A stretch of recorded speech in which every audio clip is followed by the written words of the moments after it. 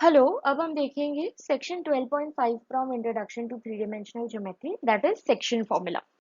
अब हमने 2D से 2D स्पेस में भी सेक्शन फॉर्मूला डिफाइन किया था कि अगर हमारे पास दो पॉइंट्स हैं, let's say x1 y1 and यहाँ पर है x2 y2, तो कोई पॉइंट अगर मान लो इन्हें m:n रेशियो में डिवाइड कर रहे हैं तो इसके कोऑर्डिनेट्स होंगे mx2 plus nx1 by two sorry by m plus n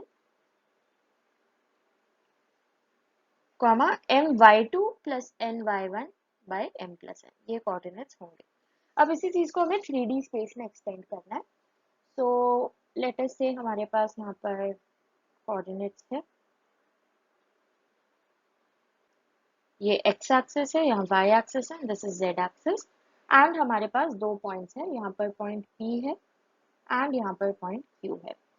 ये PQ लाइन जो है एक पॉइंट R है जिससे कि m:n रेशियो में डिवाइड होगा।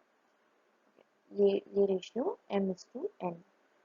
हमें ये r के कोऑर्डिनेट्स फाइंड करने हैं गिवन p एंड q के coordinates. So let's say p जो है वो है x1, y1, z1 and q है x2, y2, z2।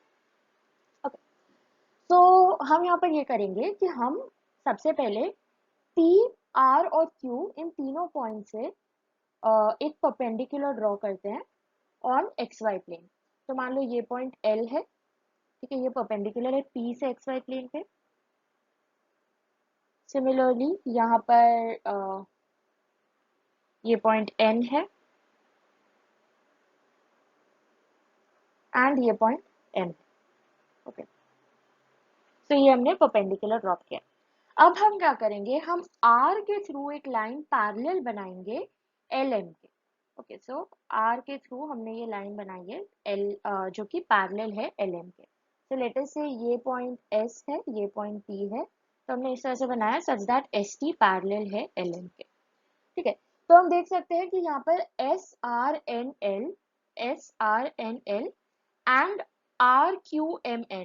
RQMN ये दोनों पैरेललोग्राम्स है। MN they are parallelograms. Also हम ये देख सकते हैं कि ट्राइंगल PSR और ट्राइंगल QTR सिमिलर होंगे बिकॉज इनके एंगल्स जो है AAA प्रॉपर्टी से सिमिलर होंगे। ये दोनों एंगल जो है ये ऑब्वियसली इक्वल है बिकॉज वर्टिकली ऑपोजिट है। ऑल्सो ये दोनों एंगल्स भी इक्वल है बिकॉज ये दोनों लाइंस जो है ऑब्वियसली पैरेलल होंगे, राइट। SL और QN ये पैरेलल लाइंस है बिकॉज हमने परपेंडिकुलर्स ड्रॉप किए थे, ये पैरेलल होंगे, राइट। तो हम ये कह सकते हैं कि triangle S let me write this as triangle PSR is similar to triangle QTR। PSR similar है QTR के। ओके, तो ट्राइंगल PSR सिमिलर है ट्राइंगल QTR के, तो हम ये कह सकते हैं कि PR बाय QR ये रेशियो इक्वल होगा PS बाय QT के। Okay, ratio of side equal होंगे। अब अगर हम ये PR है, PR by QR, PR by QR is equal to PS by QT। ठीक है, PR बाई QR हमें गिवन है, यही तो हमें रेशियो m:n गिवन था, राइट।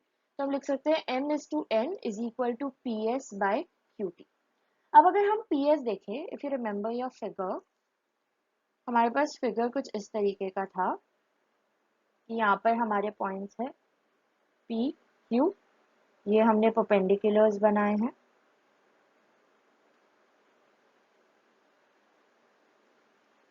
हमने यहाँ पर एक लाइन बनाया जो कि पैरेलल है इसके, ये है LNM।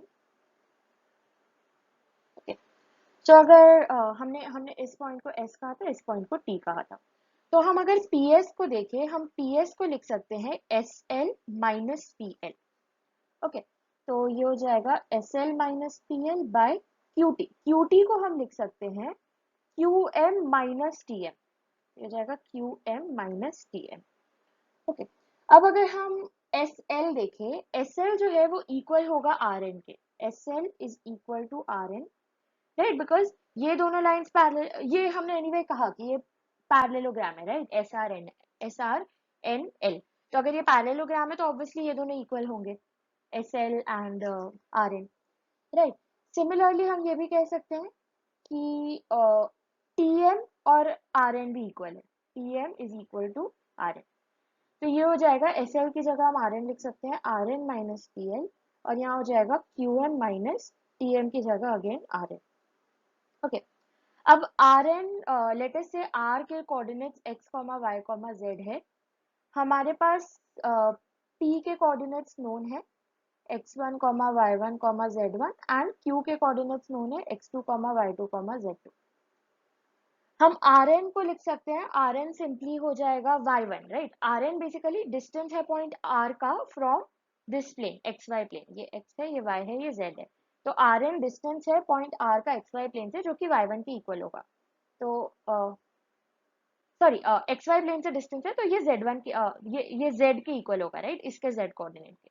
तो that is z minus pl, pl है distance of point p from xy plane, तो ये इसके z कोऑर्डिनेट के इक्वल होगा, दैट इज z1।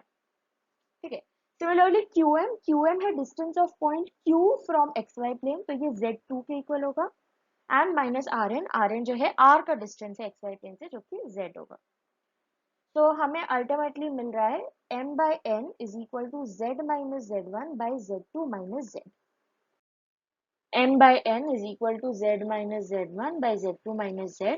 तो ये हो जाएगा mz2 minus zm is equal to zn minus z1n।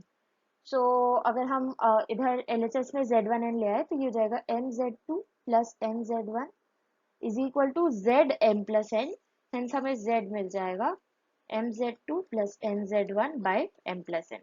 Similarly हम x एंड y भी फाइंड कर सकते हैं, तो हमें पॉइंट r के कोऑर्डिनेट्स x, y, z मिलेंगे।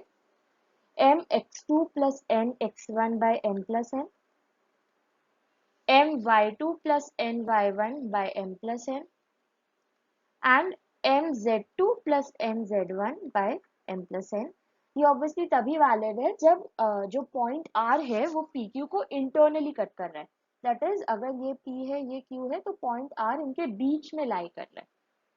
ओके, तो ये तब वैलिड है when r cut pq in m/n internally.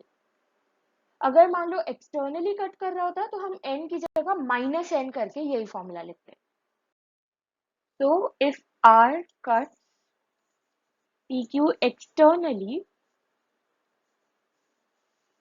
in ratio m/n, तो r के कोऑर्डिनेट्स जो हम लिखते हैं x y z, वो होता m x2 minus n x1 by m minus n, m y2 minus n y1 by m minus n और m z2 minus n z1 by m minus n। Okay, तो ये case होगा। अब हम इसमें कुछ स्पेशल केसेस कंसिडर कर सकते हैं। सबसे पहला केस, मान लो अगर r जो है वो मिड पॉइंट है pq का, r is the mid point of pq। उस केस में हम ऑब्वियसली देख सकते हैं कि m/n जो है वो 1:1 होगा, तभी मिड पॉइंट होगा r। तो तब हमें r के coordinates that is x, y, z, वो सिंपली मिल जाएंगे x1 plus x2 by 2, y1 plus y2 by 2 and z1 plus z2 by 2। Okay, अगर r मिड पॉइंट है तो। एंड केस टू भी नहीं कहेंगे, एक जनरल केस है कि अगर हम लोग m/n को k:1 फॉर्म में भी लिख सकते हैं, अगर हमें इसे सिंगल वेरिएबल बनाना होता है। तो अगर हम रेशियो को मान लो k:1 लिख रहे हैं, दैट इज अगर ये पॉइंट्स p एंड q है, r इसे k:1 रेशियो में डिवाइड कर रहा है, जहाँ पर k obviously m by n है। तो भी हम सेम फॉर्मूला लिख सकते हैं, एक्स वाई जेड जो है वो हो जाएगा k(x2) plus x1, like 1 into x1 by k plus 1, ky2 plus y1 by k plus 1 और kz2 plus z1 by k plus 1। Same he formula है, बस अलग वे में रिप्रेजेंट